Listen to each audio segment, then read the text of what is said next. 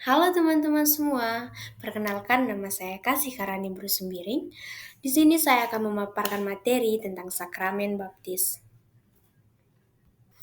Nah, sebelum kita mendalami lebih jauh tentang materi kita, marilah kita awali dengan doa pembuka. Marilah kita bersatu di dalam doa, dalam nama Bapa dan Putra dan Roh Kudus. Amin. Allah Bapa yang Maha Kasih, terima kasih karena Engkau telah mengumpulkan kami hari ini. Kami ingin belajar tentang sakramen baptis, tanda kasih-Mu yang menjadikan kami anak-anak-Mu. Bimbinglah kami agar dapat memahami pelajaran ini dengan baik dan meneladani Yesus yang penuh kasih. Semoga Roh Kudus menerangi hati dan pikiran kami. Dalam nama Yesus Kristus kami berdoa, amin. Dalam nama Bapa dan Putra dan Roh Kudus, amin.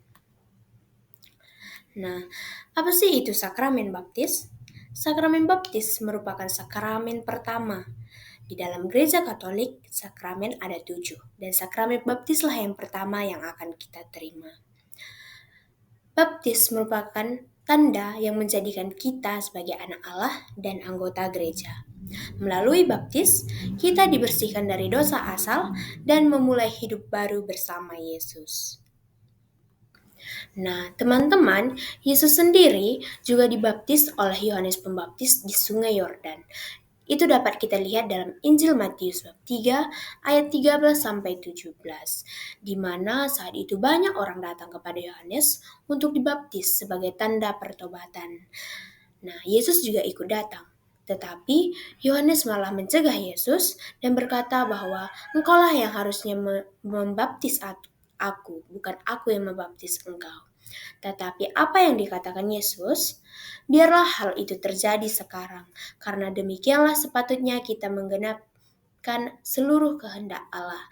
Nah, Yohanes pun mengikuti perkataan Yesus dan membaptis dia.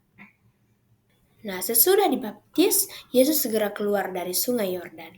Nah, saat dia keluar dari sungai tersebut, ia melihat awan terbuka dan ia melihat Roh Allah turun seperti burung merpati dan hinggap di atasnya.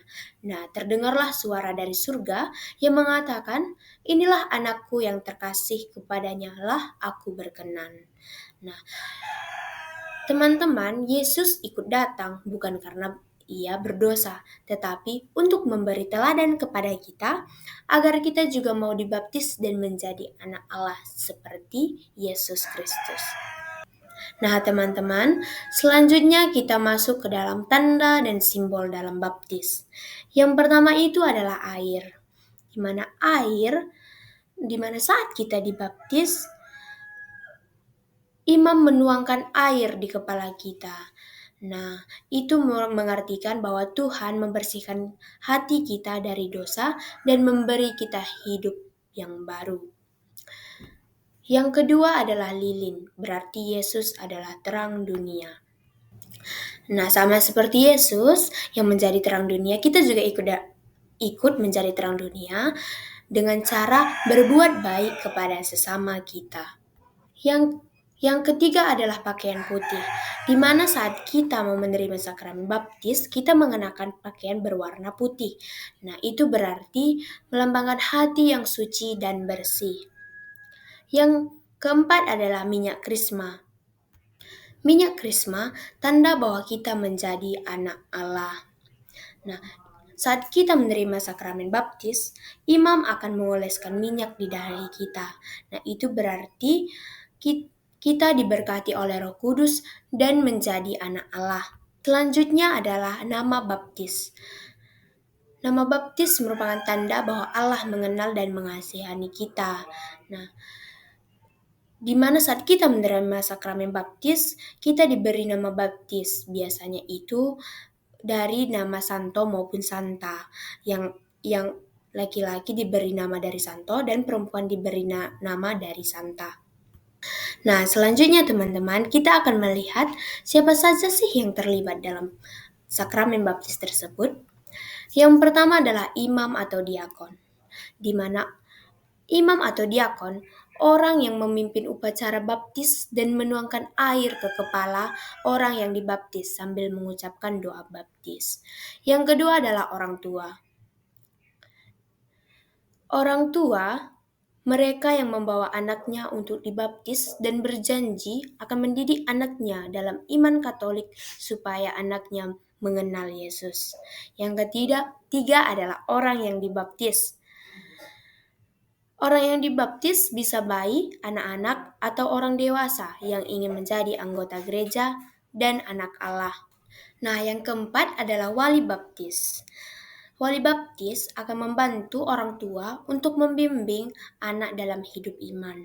Mereka akan menjadi teladan dalam berdoa dan berbuat baik bagi anak yang akan dibaptis. Yang kelima adalah umat gereja.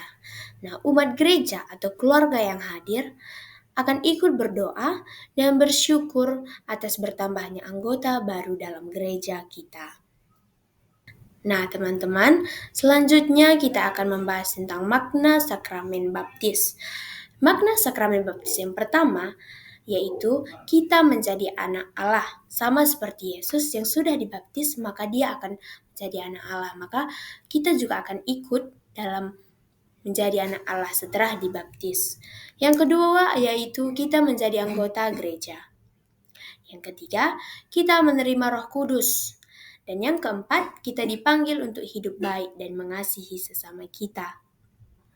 Nah, jadi teman-teman, adapun kesimpulan dari materi kita hari ini, yaitu sakramen baptis adalah tanda bahwa kita menjadi anak Allah dan anggota gereja. Melalui baptis, kita dibersihkan dari dosa asal, menerima Roh Kudus, dan dipanggil untuk hidup seperti Yesus dengan cara rajin berdoa, berbuat baik, dan mengasihi sesama. Nah, sekianlah materi dari sakramen baptis. Saya ucapkan terima kasih atas perhatiannya. Sampai jumpa.